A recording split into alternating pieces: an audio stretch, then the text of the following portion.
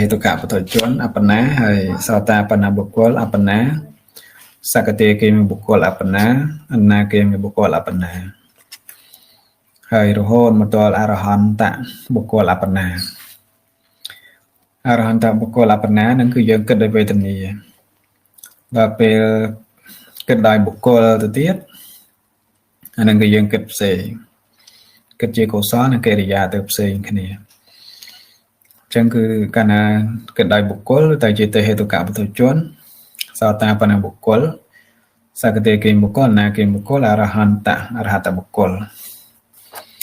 ពីខាងដើមមានយៈបណ្ណាគឺយើងរៀបរាប់ដំណើរនេះវេទនាថ្មរៀបរាប់ពីថ្ងៃមុនច្រើនហើយខ្ញុំអាចយល់បាន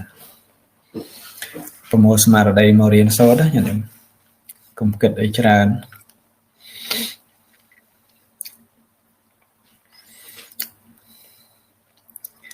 គិតអីច្រើនអ្វីមានហេតុមានបច្ច័យទៅកើតឡើងរឿងក្នុងលោកកាត់ព្រោះហេតុការរក្សាចិត្តឲ្យបានល្អខ្សែចិត្តឲ្យបានល្អធ្វើចិត្តឲ្យបានស្ងប់បិទភ្នែកគិតបានឆ្ងាយចិត្តតិចស៊ីជម្រៅជាងចិត្តក្តៅមេត្តាធម៌នាំមកនូវសន្តិភាពខាងក្នុង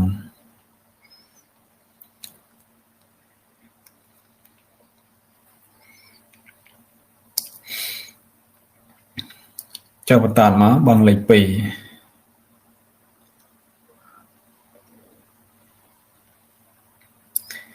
បងលេខ2សរសេរសោតាបណ្ណ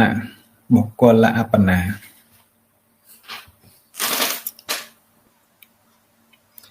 សោតាបណ្ណ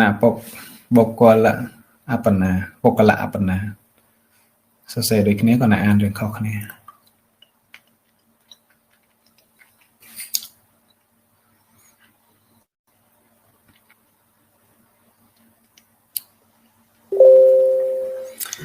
សោតាបណ្ណបុគ្គលអបណា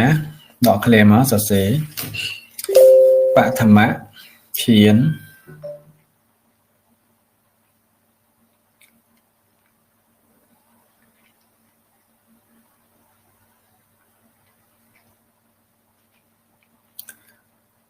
បឋមឈានដកឃ្លាទុតិយឈាន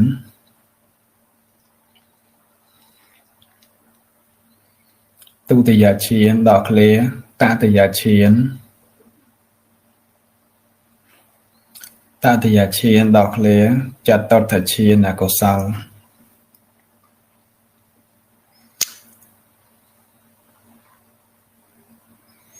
ចតុត្ថឈាន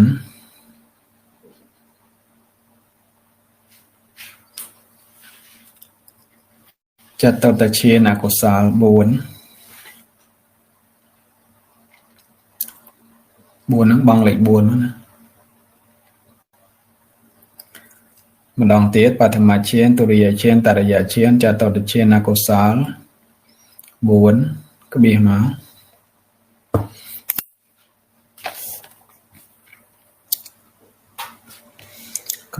កសោតាបត្តផលឈាន4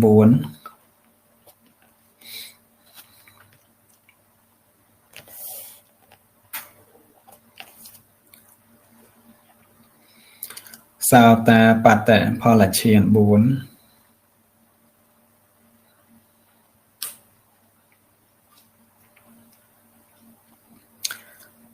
ក្បៀសមកទៀតណាសកតេគាមិមគ្គឈាន4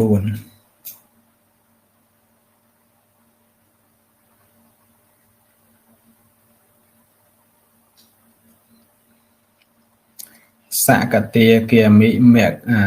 ត្រូវហើយសកតេគាមិមគ្គឈាន4 4 2 8 4 3 12 ក្បៀសមកឲ្យសរសេរតអបណាសមាធិជីវ័នទាំង12ដួងនេះ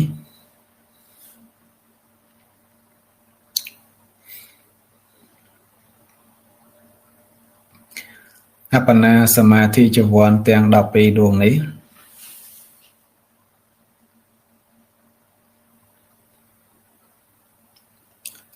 អាច មានឱកាសកើត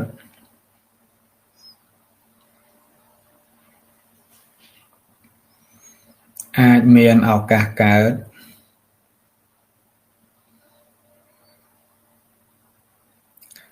ក្នុងខាងក្រោយ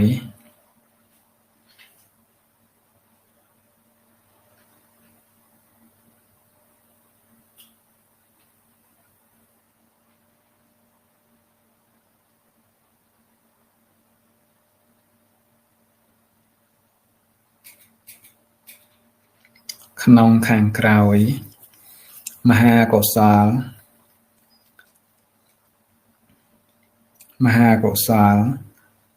សោមនស្សសហកតញ្ញាណសម្បយុត្ត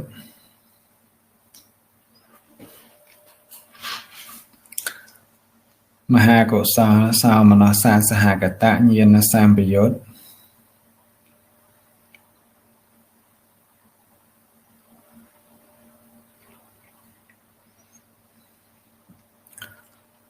ឧបចារសមាធិជីវ័ន2ដួងណាមួយ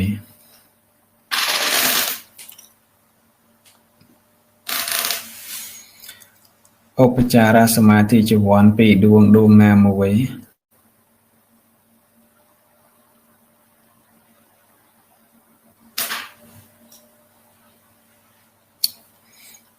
ដួងណាមួយបើវងកញ្ចក់មកបើវងកញ្ចក់មកសរសេរសោ2ដាក់សញ្ញាព្រួយទៅសោ12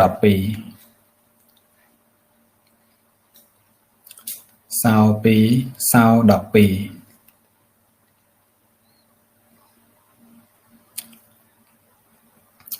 បិទវងកញ្ចក់វិញខណ្ឌ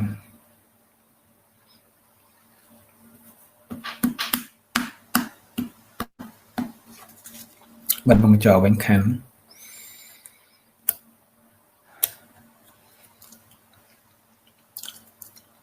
ញញឹមផ្ទៀងអាត្មាម្ដងទៀតបឋមឈានទុរិយឈានតរិយឈានចតុរឈានអកុសលឈាន4សោតាបត្តផលឈាន4សកតេគេមីមគ្គឈាន4អនាគាអបណាសមាធិជីវ័នទាំង12ដួងនេះអាចមានឱកាសកើតក្នុងខាងក្រោយមហាកុសលសោមនស្សសហកតញ្ញាណសម្បយុត្តឧបចារសមាធិជីវ័ន2ដួងណាមួយសោ2សោ12បាត់វងកញ្ចក់វិញខណ្ឌសរសេរតរូបកុសលបញ្ចមឈាន1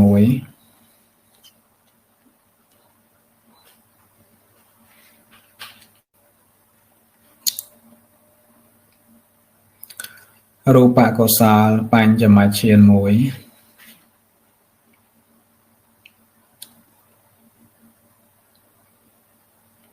អរូបកុសល4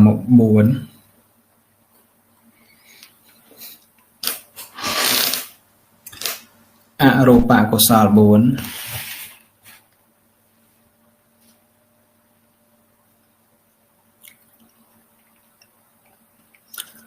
អរូបកុសល4សោតាបត្តផលបញ្ចមឈាន1សោតាបត្តផលៈបញ្ចមឈាន1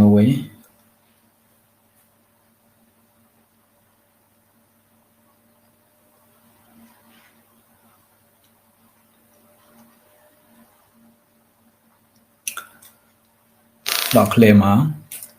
សកតាគាមិមៈបញ្ចមឈាន1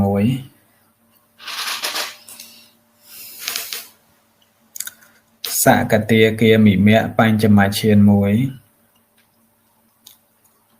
ក៏ឲ្យបានត្រូវហើយញោមកុំឲ្យច្រឡំព្រោះនឹងសំខាន់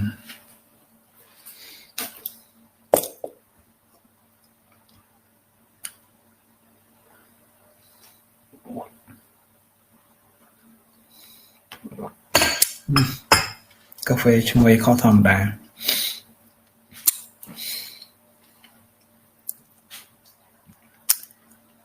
សកតេគេមិមៈបញ្ចមឈាន1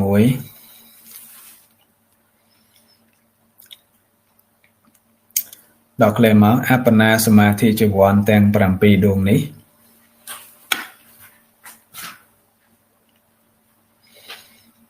អបណាសមាធិចវ័នទាំង7ដួងនេះ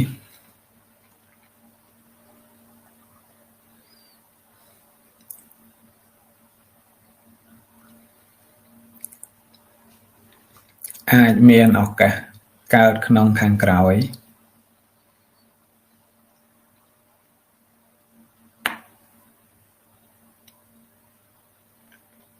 អាចមានឱកាសកើតក្នុងខាងក្រោយ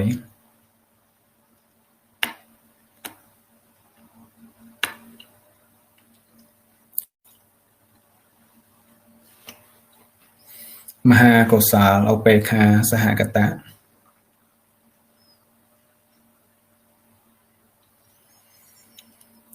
មហាកុសលឧបេក្ខាសហកតៈ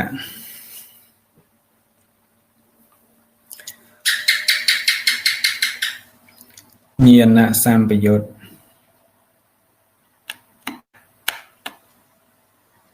ញាណសម្បយុត្តឧបចារសមាធិចវ័ន2ដួងដួងណាមួយ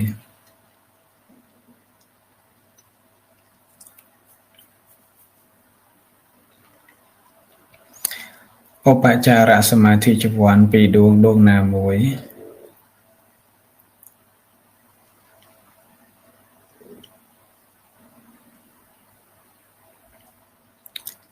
បើបងកញ្ចក់មក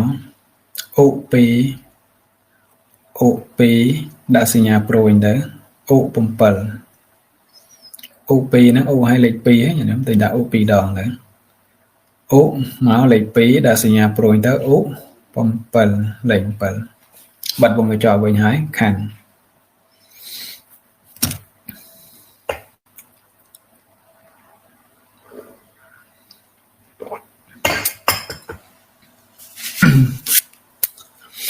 ខណ្ឌម្ដងទៀតរូបកុសលបញ្ចមច្ឆាន1អរូបកុសល4សោតាបត្តិផលបញ្ចមច្ឆាន1សកតេគាមិបញ្ចមច្ឆាន1អបណាសមាធិចវ័នទាំង7ដួងនេះអាចមានឱកាសកើតក្នុងខាងក្រោយមហាកុសលឧបេក្ខាសកតញ្ញាណសម្បយុត្តឧបចារសមាធិចវ័ន2ដួងដួងណាមួយ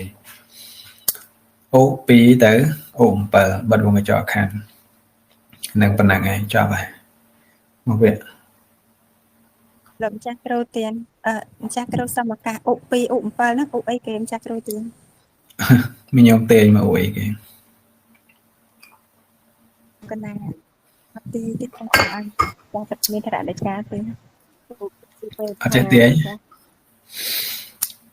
នឹងឧបេក្ខាចុះសោម្ដងទៀតសោនឹងសោមណោឧនឹងឧបេក្ខាពេក្ខាឧបេក្ខា2ចឹងកើតខាងក្រោយឧបេក្ខា2ហ្នឹងអបណាអាចកើតបាន7ដួងចាមិញដូចកណាជាវិអឡ័យនេះមហាកុសលឧបេក្ខាញាណសម្បយុត្តហើយមកទៀតចាញាណសម្បយុត្តមានអីទៀតអត់ញាណសម្បយុត្តមហាកុសលឧបេក្ខាសហកតៈញាណសម្បយុត្តឧបចារសមាធិចវ័នឧបចារសមាធិចវ័ន2ដួងដួងណាមួយ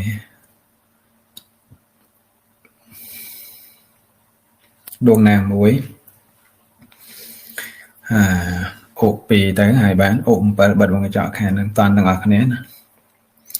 អានេះយើងមកដល់សោតាបណ្ណបុគ្គលហើយសោតាបណ្ណបុគ្គលអបណាចឹងអបណាដែលអាចកើតក្នុងសន្តានរបស់សោតាបណ្ណបុគ្គលនេះបានណានៅក្នុងអបណាជីវ័នឬក៏ក្នុងអបណាវិថី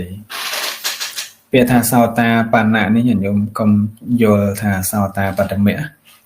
ព្រោះសោតាបត្តមៈហ្នឹងកើតតែមួយខណៈទេរលត់ទៅបាត់ហើយចឹងយកមកនិយាយក្នុងទីនេះអត់កើតទេគឺយើងនិយាយអំពីសោតាបណ្ឌផលឋានបុគ្គលចឹងបានជាយើងដាក់ចំណងជើងថាសោតាបណ្ណបុគ្គលអបណាអបណាដែលអាចកើតក្នុងសន្តានរបស់សោតាបណ្ណបុគ្គលបានអញ្ចឹងតើក្នុងសន្តានរបស់សោតាបណ្ណបុគ្គលនឹងអាចមានអបណាដួងណាខ្លះអាចកើតឡើងបានអញ្ចឹងដល់ពេលគិតអញ្ចឹងគេចែកជា2គេចែកជាសោមនស្សនិងឧបេក្ខាព្រោះវេទនាត្រូវដូចគ្នាណាហើយចែកមួយទៀតចែកជាកុសលទៅកិរិយា កិរិយានឹងជារឿងបុគ្គលដល់ព្រះអរហន្តណាព្រោះរឿងសោតានេះគឺជាកុសលតែម្យ៉ាងទេចឹងដំបូងឡើងគឺអាចមាននៅបឋមឈានទុតិយឈានតតិយឈានចតុរឈានកុសលហ្នឹងគឺ4ដួងហើយបានអាចមានសោតាបត្តផលឈាន4នឹងជារឿងសោមនស្សណាបឋមឈានទុតិយឈានតតិយឈានចតុរឈានដូចគ្នាហ្នឹងដែលប្រកបដោយសោមនស្សវេទនាតមកទៀតគឺសកតេកេមិមគ្គឈាន4ចឹងសកតេកេមិមគ្គនេះគឺអាចកើតក្នុងសន្តានរបស់សោតាបត្តបណ្ណបុគ្គលនឹងបានអាចបានត្រឹមឈាន4ជាសោមនស្សចឹងបាន12អបណាសមាធិជីវ័នទាំង12ដួងនេះអាហ្នឹងគឺអាចកើតខាងក្រោយមហាកុសលសោមនស្សសកតញ្ញាណសម្បយុត្តឧបចារសមាធិជីវ័ន2ដួងណាមួយអាចកើតបានអាហ្នឹងយើងត្រឡប់មកវិញគឺយើងដាក់លេខ2អសោ2សោ12អញ្ចឹងបានន័យថាសោមនស្សមហាកុសលសោមនស្សសកតញ្ញាណសម្បយុត្ត2ដួងនេះដួងណានេះមួយហើយអបណាអាចកើតបានគឺ12ដួងមហាកុសលសោមនស្សសកតញ្ញាណសម្បយុត្តឧបចារសមាធិជីវ័ន2ដួងហ្នឹងញាតិញោមដួងណាមួយធ្វើនាទីជាបរិកម្មឧបចារអនុឡោមកោត្រភូយើងរៀនរួចហ្នឹងហើយដល់ទៅពេលអតិកម្មិកៈគឺអបណាជីវ័នមួយខណៈកើតឡើងបានអញ្ចឹងមួយខណៈហ្នឹងគឺវាអាចថាមិនថាអាចជាបឋមឈានទុតិយឈានតតិយឈានចតុរឈានអាចកើតឡើងបានមិនចឹងទេគឺអាចសោតាបត្តផលឈានសោតាបត្តផលឈាន4ដួងណាមួយឬក៏មិនចឹងទេអាចជាសកតេកេមិមគ្គឈានសកតេកេមិមគ្គឈានអាចជាបឋមទុតិយតតិយចតុដ្ឋអញ្ចឹងណាអាហ្នឹងគឺ4ដួងណាមួយហ្នឹងគឺអាចកើតបានសរុបមកវិញគឺអបណា12ដួងអាចកើតបានក្នុងខាងក្រោយអំពីមហាកុសលញាណសម្បយុត្តសោមនស្សសហកតៈ2ទៅ12មកចំណាំហ្នឹង2ទៅ12មកដល់ពេលនិយាយរឿងឧបេក្ខាវេទនាម្ដងឧបេក្ខាវេទនានេះគឺយើងនិយាយអំពីបញ្ចមឈានអបណាដែលជាបញ្ចមឈានទៅជាឧបេក្ខាហើយមហាកុសលញាណសម្បយុត្តសោមនស្សសកតៈគឺយើងនិយាយអំពីឧបេក្ខាដែរអញ្ចឹងគឺវាត្រូវដួងទី5និងដួងទី6ហើយដែលជាសោមនស្សសកតៈញាណសម្បយុត្តអសង្ខារិកៈមេកាំងសសង្ខារិកៈមេកាំងអាចជា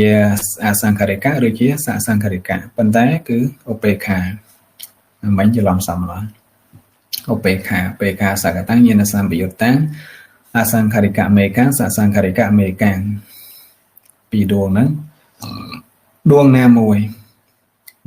យធ្វើនាទីបរិកម្មឧបចារអនុឡោមកោត្រភូបានអបណាប្រមាណ7ដួងហ្នឹងអាចកើតខាងក្រោយនឹងបាន7ដួងនោះគឺអាចជារូបាវចរកុសលបញ្ចមឈានរូបកុសលបញ្ចមឈានអាចកើតឡើងបានមិនយ៉ាងទេអាចជាអរូបកុសល4ដួងព្រោះរូបកុសល4ដួងហ្នឹងគឺសុទ្ធតែជាឧបេក្ខាទាំងអស់ហ្នឹងបញ្ចមឈានអាកាសានញ្ចាយតនាវិញ្ញាណញ្ចាយតនាកញ្ចញ្ញយតនានិវសញ្ញនិសញ្ញយតនាហ្នឹងគឺសុទ្ធតែជាឧបេក្ខាអញ្ចឹងគឺអាចកើតឡើងបានឈានណានេះមួយមិនចឹងទេអាចជាសោតាបត្តផលបញ្ចមឈានសោតាបត្តផលបញ្ចមឈាននេះគឺនៅពេលដែលសោតាបណ្ណបុគ្គលលោកចូលផលសមាបត្តិអញ្ចឹងចូលឈានផលសមាបត្តិអាហ្នឹងគឺបញ្ចមឈានព្រោះវេទនាត្រូវដូចគ្នាហើយមិនចឹងទេគឺលោកអាចចម្រើនបាននៅសកតេកេមិមគ្គហ្នឹងគឺវាអាចកើតឡើងបានក្នុងសន្តានរបស់សោតាបណ្ណបុគ្គលហ្នឹងហើយសកតេកេមិមគ្គនេះគឺកាលណានិយាយវេទនាឧបេក្ខាដូចគ្នាវាត្រូវតែបញ្ចមឈានដែរអញ្ចឹងបានតែមួយដួងឯងសកតេកេមិមគ្គបញ្ចមឈានមួយដួង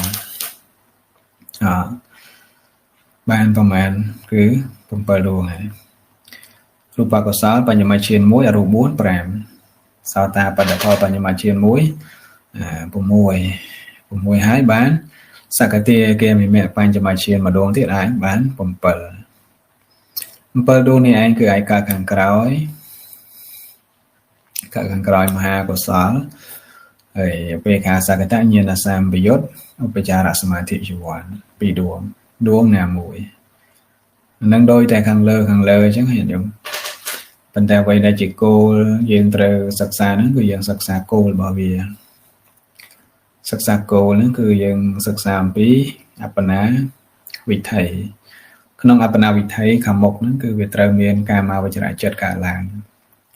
ហើយកាមាវចរៈចិត្តនិងអបណាជីវ័នចិត្តហ្នឹងគឺវាត្រូវតែមានវេទនាដូចគ្នាអញ្ចឹងហើយបានយើងចែកវេទនាមកហោហែពធជនទេហេតុកពធជនដែលបានអបណាយើងចែករួចហើយថ្ងៃហ្នឹងគឺចែកសតាបណ្ណបុគ្គលដែលបាននៅអបណាដែលបានអបណាហ្នឹងគឺចែកបន្តទៅទៀតហើយចែកហ្នឹងគឺកាលណានិយាយអំពីវេទនានិយាយអំពីវេទនាគឺគេត្រូវលើកយកឈានមកនិយាយញ៉ាំពួកវាជាប់តទៅនឹងអង្គឈានมันមានវិតកៈចារៈបៃតៈសុខៈហ្នឹងវេទនាហ្នឹងឯងចាវិតកៈចារៈបៃតៈវេទនាហ្នឹងវេទនាចែកជាសុខជាឧបេក្ខាអញ្ចឹងដូច្នេះកាលណានិយាយរឿងវេទនាគេត្រូវលើកយកឈានមកនិយាយហើយបានចែកទៅពុស្ដាកាចឹងម្ដងទៀតណាក្នុងសន្តានរបស់សោតាបណ្ណាបុគ្គលអបណាគឺអាចកើតឡើងបាន12ក្នុងខាងក្រោយអំពីកាមាវចរៈចិត្តគឺមហាកុសលញាណសម្បយុទ្ធសមនសាសកតាពីរដួងណាមួយហើយឧបេក្ខាម្ដងអបណាឧបេក្ខា7ដួងណាមួយអាចកើតក្នុងខាងក្រោយអំពីមហាកុសលឧបេក្ខាសកតញាណសម្បយុទ្ធពីរដួងណាមួយដូចគ្នាចឹងគឺខាងដើមមាន2ទៅ12មកហើយក្រោយនេះគឺ2ទៅ7មក2 12 2 7ចាំហ្នឹងស្រួលញ៉ឹងចាំសង្ខេប2 12 2 7ហើយអ្វីដែលយើងត្រូវចងចាំឲ្យងាយជាងហ្នឹងទីគឺយើងចាំដោយអំណាចនៃចិត្តក្នុងចិត្តបរិច្ឆេទ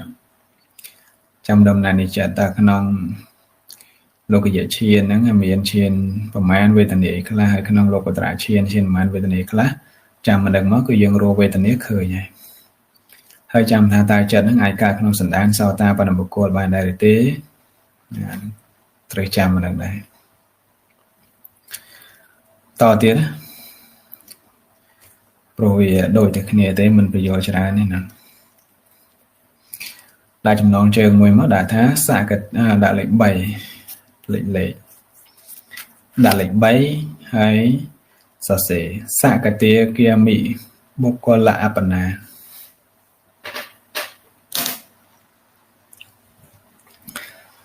សកតាគាមិបុគ្គលអបណាម្ចាស់គ្រូនឹងសរសេរចាំកដាលឲ្យទៀតអត់ទេព្រោះដាក់គៀនមកដាក់លេខ3ដាក់គៀនសកតាគាមិបុគ្គលអបណា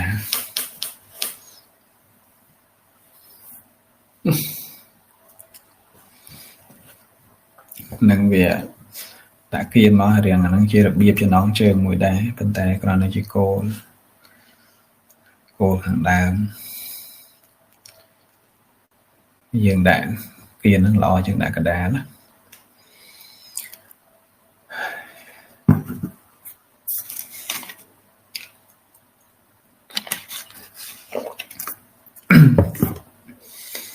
នៅក្នុងโลกនេះគ្មានអីវិសេសជាងទឹកអីហ្នឹងទឹកហ្នឹងនិយាយរួមទឹកវាមិនមានជាតិដោយអីមែនប៉ុន្តែរាល់អាហារគ្រប់យ៉ាងទាំងអស់លេបចូលទៅក្នុងពងកចូលទៅក្នុងកាពះទាំងអស់គឺត្រូវជំនួយដោយទឹកទាំងអស់ទឹកលាងជំរះការប៉ះខ្ទប់នៅវត្ថុណាអីហ្នឹងទោះបីជាល្អប៉ុណ្ណាក្រក់អីយ៉ាងណាគឺមានទឹកសម្រាប់លាងជំរះក្លិនអាក្រក់មិនអាក្រក់ក្លិនយ៉ាងណាទឹកលាងជំរះបានធម្មជាតិនៃទឹកគ្មានពណ៌គ្មានក្លិនគ្មានរសជាតិប៉ុន្តែមានគុណសម្បត្តិច្រើនទឹកនេះលោកប្រៀបថាជាធម្មជាតិបរិសុទ្ធហ ហើយទឹកដែលបរិសុទ្ធជាងគេដែលគ្មានអីទៅប្រឡាក់ប្រឡងនេះគេថាទឹកដូងវាទឹកនៅក្នុងសាច់ដូងហ្នឹងគឺទឹកបរិសុទ្ធទឹកល្អហ្នឹងយកទៅធ្វើសុទ្ធយកទៅធ្វើហើយយកមង្គលកាយនេះគឺផឹកទឹកដូងប៉ុន្តែអ្វីដែលថ្មចង់និយាយក្នុងទីនេះមកចង់និយាយពីរឿងទឹកផឹកទឹកមិញនឹកឃើញវាអត់មានរសជាតិអីជាទីប្រាថ្នាមែនប៉ុន្តែបរិសុទ្ធក្នុងចិត្តរបស់ទឹកឧបមាអញ្ចឹងទឹកបរិសុទ្ធណាចូលទៅលាងជំរះនៅស្អីបានដៃជើងករសជាតិឆ្ងាញ់ប៉ុណ្ណាក៏ដោយនៅទីបំផុតនៅតែត្រូវការទឹកដដែលនៅក្នុងโลกនេះគឺរឿងល្អទាំងអស់ប្រមូលមកនៅការឧទាហរណ៍ដូចជាទឹកអញ្ចឹងសេចក្តីល្អគ្រប់យ៉ាងគឺវាអត់មានពណ៌អត់មានក្លិនអត់មានរសប៉ុន្តែល្អបរិសុទ្ធក្តីល្អទាំងអស់ហ្នឹងជាទីលំនឹងនៃចិត្តរបស់សប្បុរសទាំងឡាយចូលលោកមានចិត្តបរិសុទ្ធទំវើខ្លះគេមើលទៅឃើញអត់ចូលភ្នែកខ្លះប៉ុន្តែអ្វីដែលវាមែនទែនទៅគឺក្នុងសន្តានរបស់សប្បុរសទាំងឡាយគឺល្អបរិសុទ្ធមិនមានការចងពៀវរាជាមួយអ្នកណាមួយហើយក៏មិនបានគិតពីប្រយោជន៍ខ្លួនឯងគឺមានចិត្តនឹងតម្កល់ជាប្រយោជន៍សាធារណៈដល់មនុស្សច្រើនទូទៅសម្បីអ្នកចងពៀអីនឹងលោកក៏លោកមិនចងពៀតសប្បុរសនោះគឺព្រះបរមពោធិសត្វហ្នឹងឯងកាលនៅជាពោធិសត្វព្រះអង្គខំធ្វើជាប្រយោជន៍ដល់មនុស្សច្រើនណាអ្នកខ្លះមិនទាំងដឹងគុណផងហើយរហូតដល់ពេលបានជាព្រះសម្មាសម្ពុទ្ធហើយអ្នកខ្លះមិនទាំងដឹងគុណព្រះផងមិនដឹងគុណព្រះយ៉ាងម៉េចរហូតទទួលនឹងការបរិនិព្វានរបស់ព្រះអង្គហើយមកដល់ពេលនេះទឹកប្រតិនៅបរិសុទ្ធល្អស្អាតមាត់ម៉ងហើយធัวមិនដែលចាស់ជរាម្ដងណាធัวព្រះអង្គសម្ដែងគឺមិនចាស់ជរាប្រើបានគ្រប់សម័យកាលហើយទៀងទាត់ប្រកបវិជ្ជាអត់មានទៅជាយ៉ាងនេះយ៉ាងនោះអត់មានទេព្រះអង្គសម្ដែងព្យាករយ៉ាងណាគឺយ៉ាងហ្នឹងនៅក្នុងโลกនេះធัวខាងក្នុងដែលព្រះអង្គប្រកាសសម្ដែងហើយធัวខាងក្នុងការអប់រំចិត្តសំខាន់ជាងអ្វីៗទាំងអស់សាវករបស់អាចារ្យពួកនេះគ្រាន់សាវករបស់ពួកនេះគ្រាន់អាចារ្យហ្នឹងនេះអត់សម្ពត់ហ្នឹងអាចារ្យលកៈហើយហ្នឹងបដិសេធសម្ពត់ទៅអាចារ្យលកៈប្រែថាអ្នកអត់មានសម្ពត់ទៅដល់ទេអាចារ្យលកៈហ្នឹងគេនិយាយរួមសរុបទាំងអស់គ្រូពួកអីហ្នឹងសិតតែអាចារ្យអ្នកអត់ស្លៀកសម្ពត់ពួកនិក្រន់ក៏អញ្ចឹងនិក្រន់កូនរបស់អ្នករបាំងនិក្រន់ថាអ្នកដាក់បត់របស់អ្នករបាំងហើយប្រកាសខ្លួនថាខ្លួនគ្មានកិលេសគាត់ថាជាគ្រឿងរូបរិទ្ធចិត្តអីទេខ្លួនបរិសុទ្ធជាព្រះអរហន្តដែលប្រកាសខ្លួនអញ្ចឹងអត់ស្លៀកពាក់អត់អីប្រកាសខ្លួនរហូតដល់តាំងសាសនាបានមួយតែសាសនារបស់មាននិក្រន់ធនិតបទហ្នឹងជាមេលទ្ធិមកដល់សប្តាហ៍ថ្ងៃក៏សាសនាចែនឬក៏ហៅថាសាសនាមហាវីរៈគេហ្នឹងមានគេធ្វើប្រវត្តិស្តៀងតែនឹងប្រវត្តិពុទ្ធដែរគេហៅគ្រូគេមហាវីរៈគ្រូគេអស់កិលេសអមានកិលេសនេះសំបីស្លៀកពាក់ហ្នឹងក៏អត់ចេះស្លៀកមិនចេះស្លៀកគេអត់ត្រូវការគេអត់មានកិលេសជាគ្រឿងចាក់ស្រេះទេមកដល់សប្តាហ៍ថ្ងៃទៅឥណ្ឌាទៅអីហ្នឹងកន្លែងខ្លះគឺសិនច្រឡំគ្នាអ្នកថ្វាយគុំអត់មើលនោះច្រឡំថ្វាយគុំហើយរូបរបស់អាចារ្យរូបរបស់និក្រន់រូបព្រះមហាវីរៈរបស់គេហ្នឹងច្រឡំកូនសិស្សរបស់ហើយនិក្រន់ហ្នឹងហើយទៅជួបសន្ទនាមួយព្រះសម្មាសម្ពុទ្ធ គេនិយាយពីវេទៈគ្រូគេបញ្ញត្តិនៅកម្មកាយកម្មថាមានទោសធ្ងន់កាយកម្មថាមានទោសធ្ងន់យ៉ាងនេះមួយយ៉ាងនោះមួយព្រះសម្មាសម្ពុទ្ធព្រះអង្គអត់បញ្ញត្តិកាយកម្មថាមានទោសធ្ងន់ទេព្រះអង្គបញ្ញត្តិវិច័យកម្មអស់មនោកម្មថាមានទោសធ្ងន់ជាងកាយកម្មហើយអត់តាន់បានស្ដាប់ព្រះអង្គអធិប្បាយសេចក្តីនឹងឲ្យពុះស្ដាប់ផងទៅបានអត់ហ៊ាននៅប្រពន្ធអ៊ីក្រនហ្នឹងគិតថាព្រះសម្មាសម្ពុទ្ធព្រះសមណគោតមនេះចេះមុនហៅថាលោកយមេយាយ៉ាងនេះលោកយមេយាហ្នឹងជាមុនប្រឡោមនៅក្នុងលោកអញ្ចឹងប្រឡោមឲ្យគេចូលខាងខ្លួនឯងពួកអ៊ីក្រនគិតអញ្ចឹងមិនត្រឹមតែពួកអ៊ីក្រនទេពួកលទ្ធិដតីទៀតហ្នឹងគិតអញ្ចឹងព្រោះបើនិយាយអំពីភាគរយដល់ច្រើនឲ្យតែស្ដាប់ធម៌ព្រះហើយដឹងតែចូលកាន់ពុទ្ធសាសនាហើយបើនិយាយពី10វិញទៅ7អត់តែ3ទេហ្នឹងកន្លែងខ្លះអត់3ហើយកន្លែងខ្លះទៅទាំង10 100ទៅទាំង70អត់តែ30ដល់ច្រើនគឺឲ្យតែស្ដាប់ធម៌ព្រះចូលកាន់លទ្ធិសាសនាពុទ្ធទាំងអស់ព្រោះយល់ធម៌ដែលបងសម្ដែងអញ្ចឹងបានពួកសាសនាដទៃហ្នឹងគិតថាព្រះសមណគោតមចេះហើយលោកយមេយាមុនហ្នឹងជាមុនមួយប្រភេទប្រឡោមលោមចិត្តដោយយើងបល័យស្នេហ៍គេសារិកាលិនថោងអីចឹងហ្នឹងបន្ទន់ចិត្តបន្ទន់ឆ្អឹងឯណាណីហ្នឹងរឿងលោកយមុនពួកហ្នឹងអត់យល់ទេអត់យល់អំពីធម៌ទេចេះចោលប្រកាន់ហើយសំបីតែត្រមស្ដាប់ឲ្យយល់ហ្នឹងក៏មិនត្រមស្ដាប់ដែរសុខចិត្តទៅនឹងមនោអភ័ព្វគ្មានបនបានស្ដាប់នៅពាក្យល្អទេយើងទាំងអស់គ្នាដែលបានទទួលស្ដាប់នៅឱវាទព្រះសម្មាសម្ពុទ្ធហើយត្រូវអធិដ្ឋាននៅឱវាទនោះនៅក្នុងចិត្តឲ្យចិត្តនឹងមានពុទ្ធពធប្រសង្ឃជាទីពឹងមានលំនឹងក្នុងចិត្តទោះបីមានហេតុដែលនាំឲ្យភ័យក្នុងទីចំពោះមុខក្តីក្នុងទីកំបាំងមុខក្តីញាតិញោមត្រូវមានខ្លួនជាទីពឹងមានស្មារតីកុំភ័យកុំតក់ស្លុត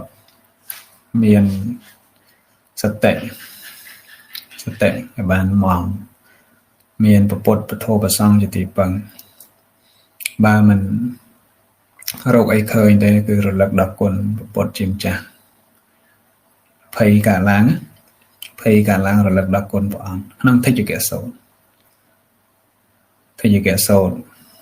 គឺព្រះសម្មាសម្ពុទ្ធសម្ដែងប្រកាសនៅគុណពុទ្ធពធប្រសង្ឃហ្នឹងថាបើភិក្ខុសង្ឃជាសាវកភ័យតក់ស្លុតព្រឺរោមព្រឺស្បែកអីកាលឡើងគឺរលឹកដល់គុណពុទ្ធមិនចឹងទេរលឹកដល់គុណពធមិនចឹងទេរលឹកដល់គុណប្រសង្ឃភ័យសេចក្តីតក់ស្លុតព្រឺរោមព្រឺស្បែកទាំងអស់ហ្នឹងនឹងស្ងប់រងាប់ទៅដោយចំណែកមួយអត់មានស្ងប់ខ្លះមិនស្ងប់ខ្លះទេអត់ទេគឺត្រូវតែស្ងប់ហើយការរលឹកហ្នឹងគឺយើងមានសទ្ធាផងណាជឿជាក់ចំពោះគុណណាព្រះអង្គបានសម្ដែងឲ្យថាខ្លួនព្រះអង្គគឺមិនមានរាគៈទេវិតរាគោវិតតោសោវិតមោហៈអភិរវច្ឆភិអនុត្រាសិអបលាយិតិគឺថាมันមានរាគៈมันមានតោសៈมันមានមោហៈมันភ័យมันតក់ស្លុតมันរត់ព្រះសម្មាសម្ពុទ្ធมันភ័យมันតក់ស្លុតมันរត់ទេដោយពេលដែលភ័យមិនតាន់កើតឡើងនឹងយើងនៅចិត្តនឹងជាធម្មតាបានភ័យនឹងវាមានភ័យច្រើនសន្តានណាភ័យអំពីគ្រោះថ្នាក់ចរាចរណ៍ក៏មានភ័យអំពីអមនុស្សក៏មានភ័យអំពីមនុស្សដទៃដែលបៀតបៀនចោរកម្មឬក៏ការប៉ងអាឃាតរបស់អ្នកណាម្នាក់នឹងក៏មានភ័យដោយអចេតនារបស់អ្នកណាម្នាក់ដូចជាការផ្លោងក្រប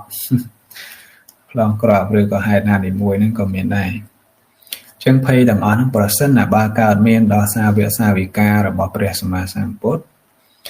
អានឹងយើងក៏បីរលឹកដល់គុណព្រះសម្មាសម្ពុទ្ធលើកដល់គុណព្រះអង្គទៅរលឹកដល់គុណព្រះសម្មាសម្ពុទ្ធមានឥតិពិសោភគវេអរហង្គរហូតហោហែទៅរួចទៅបានមិនដូច្នោះទេរលឹកដល់គុណពធ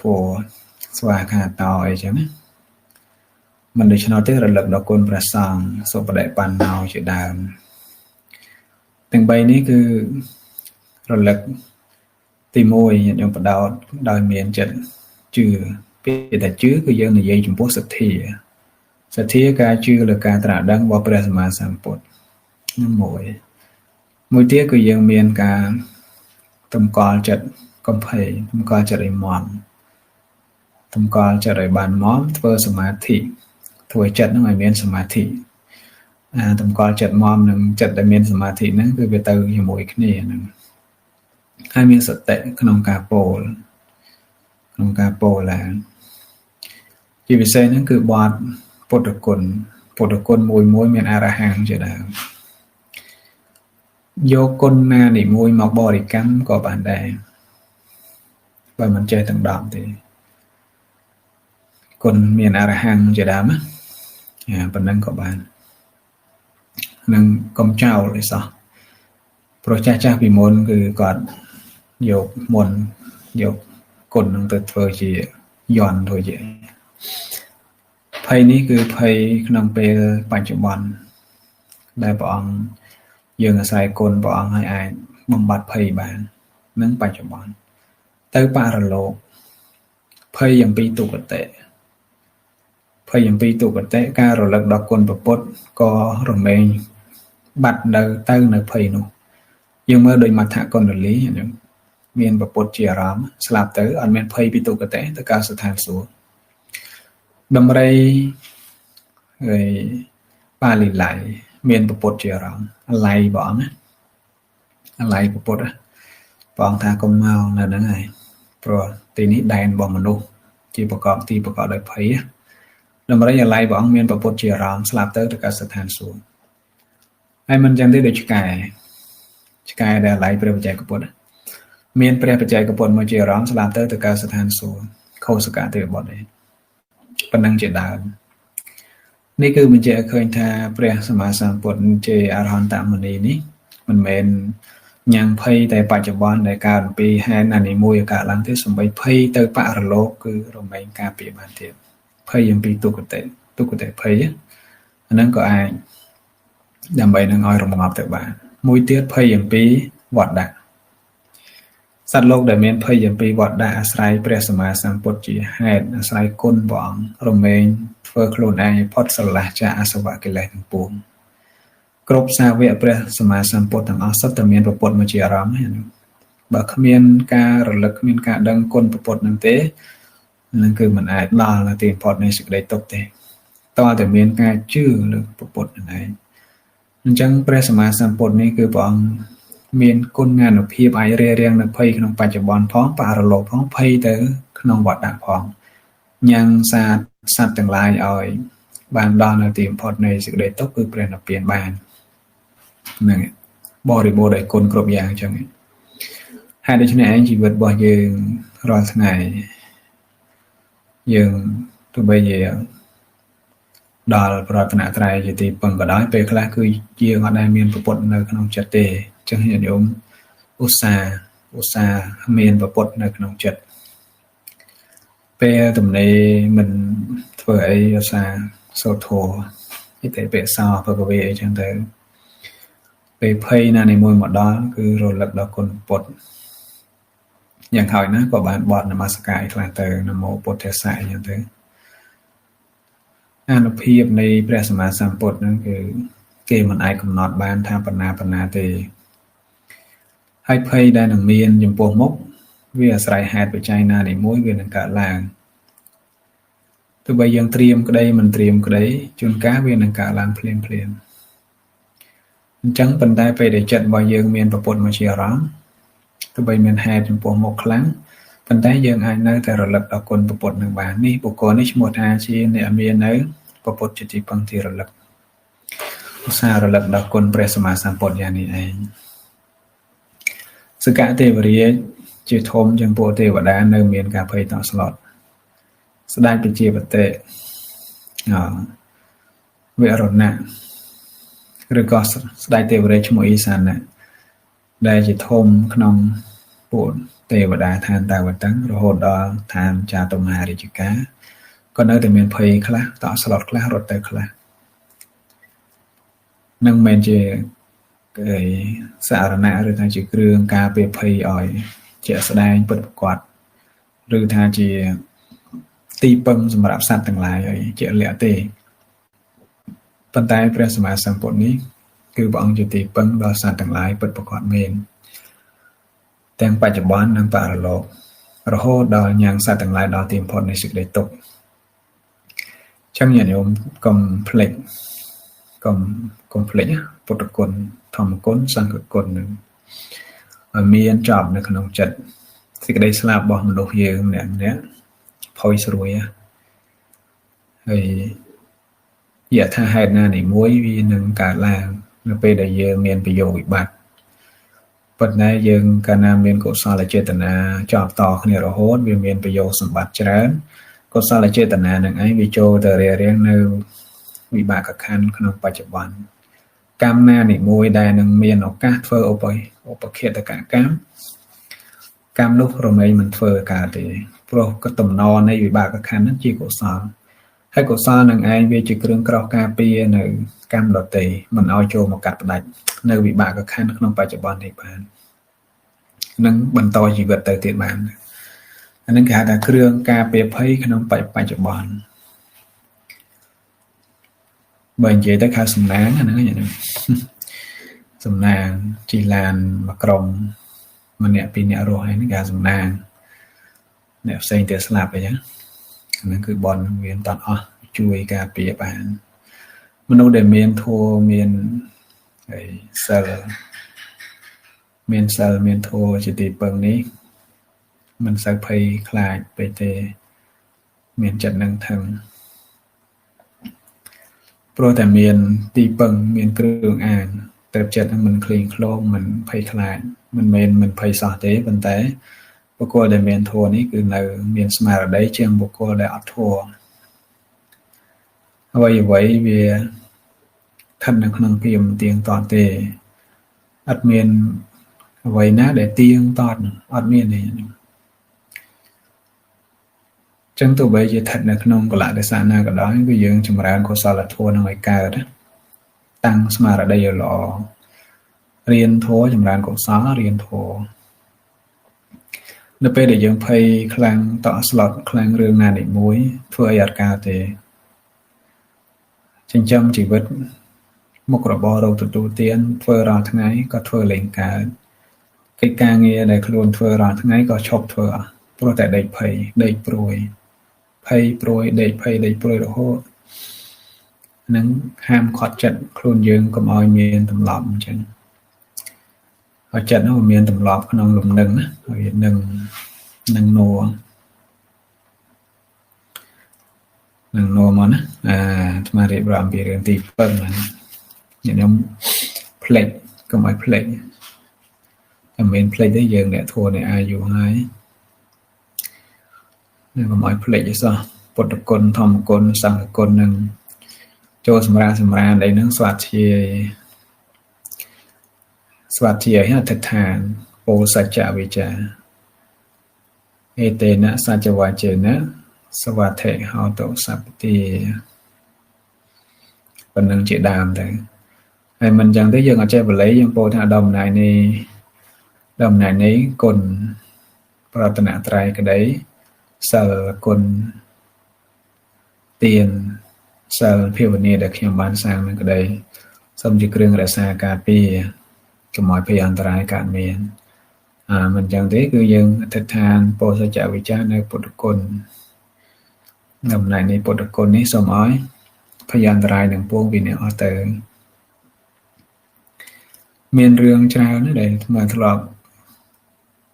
ជួបមិនជួបខ្លួនឯងជួបក្នុងសភៅគេសរសេរមកនៅភូមិអីសម្បូរនិយាយពីរឿងអនុភាពនៃពុទ្ធគុណគឺមានអនុភាពមែនណាញោមហើយមកទល់នៅយើងពីសម័យមុនអីហ្នឹងចាស់ពីមុនគាត់អាស្រ័យពុទ្ធគុណហ្នឹងគាត់បានរួចជីវិតច្រើនណារហូតដល់មានការអធិដ្ឋានគុណរបស់ព្រះសម្មាសម្ពុទ្ធហើយដើរទៅគេមើលអត់ឃើញផងអាហ្នឹងក៏មានដែរអ្នកខ្លះអត់ជឿទេនិយាយមែនទេណាអ្នកខ្ញុំកន្លែងហ្នឹងយើងគិតមើលយើងកាន់ពុទ្ធសាសនាព្រះសម្មាសម្ពុទ្ធសម្ដែងផ្ទាល់ព្រះអង្គ thao vô phốt cho tỷ bằng ô xa rồi lập đọc con bột hay phây ấy nó việc bạt tới bên đấy dương ọt chưa thì dương ọt chưa dương tư chỉ cái thả nó chỉ môn là cung với này rồi anh ấy gì thò một thiệt mũi đại ca bị côn hay thò một thiệt đằng đó nó bị ăn miên ru bị dừng mở khởi nhỉ bên đấy côn nó miên bọc còn số là côn miên thế côn miên đằng hai chỉ sai trở về cha mũi bà côn đằng miên côn đằng anh chỉ đường cào ca bị phâyอุปมาถ้าយើងអត់មានអាវុធក្នុងដៃអញ្ចឹងអត់មានអាវុធក្នុងដៃសត្រូវអត់ញញើទេចូលមកប៉ុន្តែមានអាវុធនៅក្នុងដៃគឺសត្រូវមិនហ៊ានចូលមកទេយ៉ាងណាមិញនៅពេលដែលក្នុងសន្តានរបស់បុគ្គលម្នាក់ៗនឹងមានកុសលធម៌ហើយកុសលធម៌នោះកើតពីពុទ្ធគុណទៀតពេលដែលកើតពីពុទ្ធគុណហ្នឹងគឺចង់សំដៅដល់ការកើតអំពីកិរិយានមស្ការនមស្ការគុណពុទ្ធមស្ការគុណពុទ្ធគុណពធគុណប្រសង្ឃនេះកុសលហ្នឹងវាធ្វើនៅឱកាសមួយឲ្យផលក្នុងបច្ចុប្បន្នតថាធម្មវេទនីយកម្មហ្នឹងការថ្វាយអង្គមព្រះអីហ្នឹងអាហ្នឹងកុសលហ្នឹងឲ្យផលបច្ចុប្បន្នព្រោះតែឲ្យផលបច្ចុប្បន្នហ្នឹងឯងបានជាវិចូលទៅរារាំងនៅអន្តរាយតែនឹងកើតមានក្នុងហេតុណានិមួយវិចូលទៅការពារបានណាខ្ញុំកុសលហ្នឹងហើយបុរាណអាចារ្យទាំងឡាយលោកតែងតែពោលអញ្ចឹងគ្រប់គម្ពីរទាំងអស់គឺសុទ្ធតែមានការរំនមស្ការជាខាងដើមហើយមានពោលសច្ចវិជ្ជាដោយយកគុណពុទ្ធហ្នឹងជាគ្រឿងអាងហើយលើកឡើងនៅសច្ចវិជ្ជាហើយដោយសច្ចវិជ្ជាហ្នឹងកុំឲ្យមានអន្តរាយកើតឡើងឡើយពោលអញ្ចឹងហើយបានលោកបញ្យល់ថាពុទ្ធគុណនេះគឺមានមិនតែពុទ្ធគុណពុទ្ធគុណធម្មគុណសង្ឃគុណគឺមានឱកាសឲ្យផលក្នុងបច្ចុប្បន្នជាតថាធម្មវេទនីយកម្មចូលទៅរារាំងនៅប្រភេទនៃឧបបិលកម្មឧបឃាតកម្មអាត្មាឧទាហរណ៍មួយនៅពេលដែលយើងធ្វើការងារណាមួយហើយប្រយោគហ្នឹងវាវិបាកអញ្ចឹងទៅកម្មណានីមួយមានឱកាសវាចូលមកធ្វើឧបបិលកម្មពេលថាឧបបិលកម្មមានន័យថាចូលមកបៀតបៀនអីគេថាចូលមកបៀតបៀននៅវិបាកខណ្ឌក្នុងបច្ចុប្បន្នកម្មណានីមួយធ្វើជាអនកកម្មញ៉ាំងវិបាកបដិសន្ធិឲ្យកើតឡើងក្នុងបច្ចុប្បន្ននេះអញ្ចឹងកម្មហ្នឹងឯងគឺវារក្សានៅវិបាកខណ្ឌនឹងឲ្យតាំងនៅបើអត់មានកម្មនឹងរក្សាទេវាអត់តាំងនៅទេព្រោះកម្លាំងរបស់កម្មនឹងវាឲ្យផលពីរគឺវាឲ្យជាបដិសន្ធិការផងប្រវត្តិការផងអញ្ចឹងក្នុងពេលប្រវត្តិការហ្នឹងគឺកម្មនឹងឯងឲ្យផលប្រព្រឹត្តទៅបើកម្មនឹងដែលធ្វើជាចនកកម្មនឹងមានកម្លាំងខ្សោយអញ្ចឹងប្រវត្តិការក្នុងបច្ចុប្បន្ននេះនឹងត្រូវមានកម្មណានីមួយចូលទៅបៀតបៀនហើយអាកម្មដែលចូលទៅបៀតបៀនហ្នឹងគឺប្រភេទកម្មណានីមួយដែលខ្លួនឯងបានធ្វើពីមុនមកយើងអត់ដឹងទេវាចូលមកបៀតបៀនហ្នឹងគេហៅឧបបិលកកម្មបៀតបៀនមិនថាជួនកាលបៀតបៀនទៅអត់មានជំងឺឈឺអញ្ចឹងទៅជួនកាលបៀតបៀនអញ្ចឹងទៅឲ្យស្វាំងភ្នែកអញ្ចឹងទៅស្វាំងភ្នែកបៀតបៀនឲ្យទ្រាំខ្លួនអីចឹងណាឲ្យអស់កម្លាំងរត់លហើយអីចឹងអាហ្នឹងគេហៅថាឧបបិលកកម្មវាចូលមកបៀតបៀនអាហ្នឹងមួយទៀតកម្មប្រភេទណានីមួយនោះមានកម្លាំងគឺវាអាចចូលមកកាត់ផ្ដាច់នៅវិបាកខណ្ឌតែម្ដងអាហ្នឹងគេហៅថាឧបឃាតកកម្មចូលមកកាត់ផ្ដាច់ដល់ពេលវាចូលមកកាត់ផ្ដាច់មិនទៅថាវិបាកខណ្ឌនេះដែលកម្មណានីមួយធ្វើទុកឲ្យនេះនឹងត្រូវដាច់តំណនៃខណ្ឌនេះត្រូវដាច់នឹងឯងគេហៅថាចុតតិអញ្ចឹងចុតតិព្រឹបយើងហៅស្លាប់អាហ្នឹងស្លាប់អញ្ចឹងមួយតំណនៃខណ្ឌក្នុងប្រវត្តិការនេះដាច់បាត់ហើយចុតតិព្រឹបហ្នឹងហើយស្លាប់បាត់ហើយអញ្ចឹងនឹងហៅប្រយោគវិបត្តិក្នុងពេលបច្ចុប្បន្នហ្នឹងវានាំបើកឱកាសឲ្យឧបបិលកកម្មនិងឧបឃាតកកម្មនឹងចូលមកអញ្ចឹងបានបុរាណអាចារ្យទាំងឡាយហ្នឹងគឺលោកពោលថាដើម្បីកុំឲ្យមាននៅឧបបិលកកម្មនិងឧបឃាតកកម្មចូលមកកាត់ផ្ដាច់នៅវិបាកខណ្ឌឬក៏ចូលមកបៀតបៀនវិបាកខណ្ឌក្នុងចន្លោះហ្នឹង ត្រូវធ្វើបទនមស្ការធ្វើបទនមស្ការគុណបរតនត្រ័យគុណពុទ្ធពធព្រះសង្ឃជាពិសេសហ្នឹងគឺយកគុណពុទ្ធជាប្រធានហ្នឹងឯងនមស្ការហ្នឹងឯងគេព្រះសម្មាសម្ពុទ្ធព្រះអង្គក៏បានប្រកាសសម្ដែងដែរថាភ័យជាដើមនោះនឹងរលត់ទៅចឹងបានយើងជាសាវកសាវិកានឹងយើងស្ដាប់គោរពតាមពីឱវាទរបស់ព្រះសម្មាសម្ពុទ្ធយើងធ្វើតាមនឹងទៅហើយមានចិត្តសទ្ធាជ្រះថ្លាក្នុងគុណព្រះអង្គមករឿងស្លាប់គ្មានអ្នកណាគេចផុតទេញាតិញោមហើយដល់ពេលអ្នកដែលគេចផុតពីសេចក្តីស្លាប់នោះគឺមានព្រះនិព្វានទេឲ្យទៅនៅមានខណ្ឌគឺត្រូវតែស្លាប់សេចក្តីទុក្ខវេទនានឹងមានកើតមានទុក្ខតាមផ្លូវកាយទុក្ខតាមផ្លូវចិត្តអីហ្នឹងវាចេះតែមានយ៉ាងហើយប៉ុន្តែជាចន្លោះហ្នឹងគឺបានសុខបានចម្រើនព្រោះកុសលធម៌ដែលចូលមករក្សានៅវិបាកខណ្ឌយើងណាហ្នឹងទៅសត្វទាំងឡាយហ្នឹងបាននៅក្តីសុខជាបដាអញ្ចឹងទៅអូហើយអញ្ចឹងទៅរហូតបុគ្គលខ្លះសុខរហូតដល់អស់ជីវិតហើយបុគ្គលខ្លះគឺសុខចន្លោះទុកខ្លះសុខខ្លះអញ្ចឹងណាអ្នកខ្លះគឺសុខច្រើនអ្នកខ្លះទុក្ខច្រើនហេតុអីបានអញ្ចឹងថាមកពីសត្វទាំងឡាយតែងប្រព្រឹត្តទៅតាមកម្មជាដរាបឲ្យយល់អាពាក្យហ្នឹងអត់មាននរណាកន្លងវិស័យរបស់កម្មទេខ្ញុំប្រព្រឹត្តទៅតាមកម្មហើយកម្មនោះទៀតគឺវាមានជាបច្ចុប្បន្នមានទាំងអនាគតមានជាបច្ចុប្បន្នមានជាអតីតអានឹងកម្មហើយបច្ចុប្បន្ននេះគឺខ្លួនឯងកសាងកម្មថ្មីអតីតកម្មដែលខ្លួនបានធ្វើឲ្យវាឲ្យវិបាកក្នុងបច្ចុប្បន្ននេះអញ្ចឹងយើងរស់នៅក្នុងវិបាកផងក្នុងកម្មថ្មីហ្នឹងផងអញ្ចឹងណាដូច្នេះគឺវាមានវិបាកហ្នឹងទាំងអាក្រក់ទាំងល្អក៏មានដែរអញ្ចឹងដើម្បីរាំងនៅកម្មវិបាកអាក្រក់ហ្នឹងគេត្រូវធ្វើល្អហ្នឹងឯងត្រូវធ្វើល្អកុសលធម៌ហ្នឹងហ្នឹងហើយយើងហៅដោះគ្រោះធ្វើល្អកុសលធម៌ហ្នឹងកុសលហ្នឹងឯងវាចូលទៅរាំងបានវាបង្កើតនៅប្រយោជន៍សម្បត្តិច្រើននៅកើតឡើងហើយមួយទៀតកិរិយានមស្ការគុណបរតនត្រ័យនេះគឺវាធ្វើឲ្យផលក្នុងបច្ចុប្បន្ននឹងកើតឡើងបុគ្គលអាស្រ័យគុណព្រះសម្មាសម្ពុទ្ធរួចអំពីភ័យក្នុងបច្ចុប្បន្នក៏មានទៅបរលោកក៏មានរហូតដល់អស់សេចក្តីទុក្ខទាំងពួងបរិនិព្វានទៅក៏មានដែរដូច្នេះគុណព្រះសម្មាសម្ពុទ្ធនេះក្រៃលែងណាស់ដូច្នេះថ្មរំលឹកមួយទៀតណាញាតិញោមពេលសម្រានអីឬក៏នៅអីចឹងយើងប្រាប់កូនប្រាប់ចៅយើងឧស្សាហ៍រំលឹកដល់គុណពុទ្ធយ៉ាងហោចណាស់ក៏ឲ្យចេះពុទ្ធគុណចឹងដែរតិបិសោភគវីអរហង្គសម្មាសម្ពុទ្ធោអានឹងឲ្យចេះរហូតទៅដល់ភគវីខាងចុងមិនចេះអីក៏ដោយចេះប៉ុណ្ណឹងទៅឲ្យស្វាធ្យាយឧស្សាហ៍ស្វាធ្យាយទៅពេលបើមិនបាន10ទេអរហង្គអីចឹងណាអរហង្គអីចឹងទៅពីមុនអាស្រ័យបទនៃបាលីមួយហ្នឹងញាតិញោមមើលគេយកទៅចាយន្តចាអីច្រើនណាការពារអ្នកជឿលើគុណនឹងគេជឿហើយគេជួបហេតុហើយគេរួចផុតអំពីភ័យបានអញ្ចឹងគេថាប្រកែដល់ពេលអ្នកដែលមិនជឿមិនតាន់ជួបគ្រោះនៅមិនជឿទេនៅមិនជឿលើអីទាំងអស់មិនតាន់ជួបតើទៅជួបចំពោះមុខនឹងបាននឹកឃើញរស់ទីពឹង